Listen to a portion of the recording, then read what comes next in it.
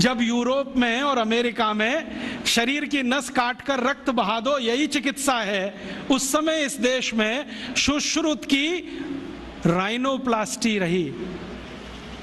आपको मालूम है, राइनोप्लास्टी भारत ने दुनिया को सिखाया है।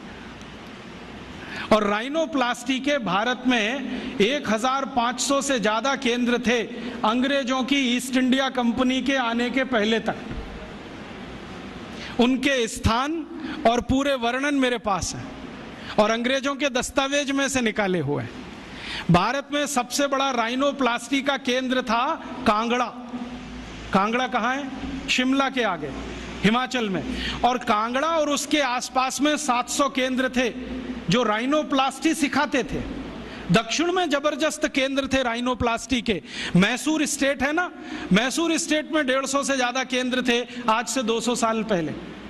एक पुरानी कहानी है जो दस्तावेजी है, कल्पना की नहीं है। एक अंग्रेज अधिकारी था कर्नल कूट, वो हैदर अली से लड़ा। हैदर अली ने उसको परास्त किया। परास्त करने के बाद उसकी नाक काट दिया, क्योंकि हमारे राजा ज्यादा से ज्यादा यही करते थे, गला नहीं काटते थे, नाक काट दिया, कान काट दिया। क्यों? क्योंकि नाक कटना ही बहुत बड़ी बदनामी होती थी। तो नाक काट दिया उसका। कटी हुई नाक लेके वो भागा कर्नल कूट।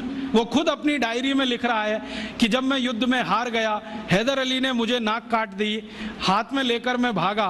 और हैदर अली की सीमा खत्म हुई मैसूर राज्य की, तो बेलगाम नाम का एक गांव आया। वहां पर एक वैद्य ने मेरी सर्जरी की।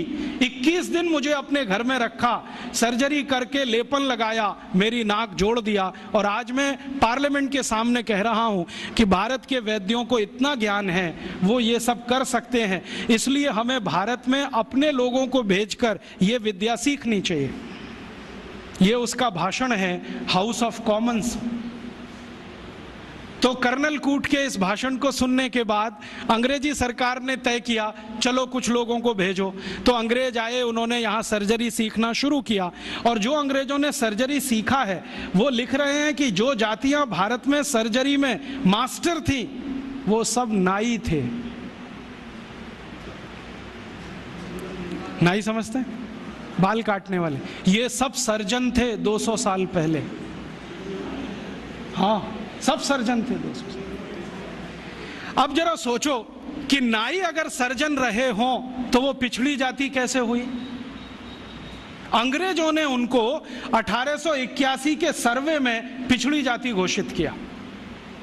उसके पहले इस देश में नाई कभी भी पिछड़ी जाति में नहीं थे। 1881 में सेंसस हुआ सबसे पहला, और आज तक वो चल रहा है, हर 10 साल में होता है जनसंख्या का गणना। अंग्रेजों ने पहली गणना में नाइयों को पिछड़ा वर्ग में डाल दिया।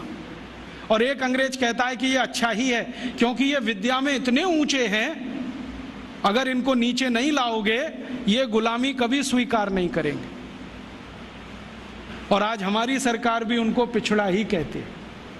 उनके हाथ में इतना हुनर है, उंगलियों में इतनी फ्लेक्सिबिलिटी है। वो आप देखते हैं ना, बाल काटते समय वो गर्दन भी काट सकते हैं, सोचो ना। और इतनी सफाई से उस तरह चलाते हैं, उस तरह से वो किसी ट्यूमर को भी काट के निकाल सकते हैं।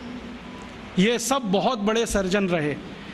और आज से 200 साल पहले के दस्तावेज बताते हैं कि कांगड़ा और उसके आसपास, कुर्ग और उसके आसपास, मैसूर और उसके आसपास जितने सर्जरी सिखाने वाले केंद्र थे, उन सबके आचार्य नाई ही थे जातियों। ये सब सर्जन थे। और इन्होंने जो सर्जरी सिखाई है वो हिंदुस्तान के गांव-गांव फैलाई। फिर अंग्रेजों ने क्या किया? ये जो सर्जरी सिखाने वाले केंद्र थे, इन सबको गैर कानूनी घोषित कर दिया। एक कानून बनाया जिसका दुर्भाग्य से नाम है इंडियन एजुकेशन एक्ट। उसमें इंडियन कुछ भी नहीं है, नाम उसका इंडियन एजुकेशन एक्ट। उस कानून में उन्होंने ये तय किया कि भारतीय विद्याओं को सिखाने वाले जितने भी केंद्र हैं वो सब गैर कानूनी हैं। तो उन पे ताले डलवाए गए, नहीं डाले तो मरवाया गया, उनको आग लगवाई गई, कितने लोगों को जिंदा जला दिया। वो कहानी सुने तो आपकी आंखों से आंसू निकल आए। ये अत्याचार 100 साल हुआ, उसमें ये विद्या खत्म हो गई। और फिर बेईमान अंग्रेजों ने क्या किया कि यहां से सर्जरी सीखा, और उनके अपने रिकॉर्ड्स में वो सब है। हिंदुस्तान को ये बताया कि देखो हम तुम्हें वापस सिखा रहे हैं।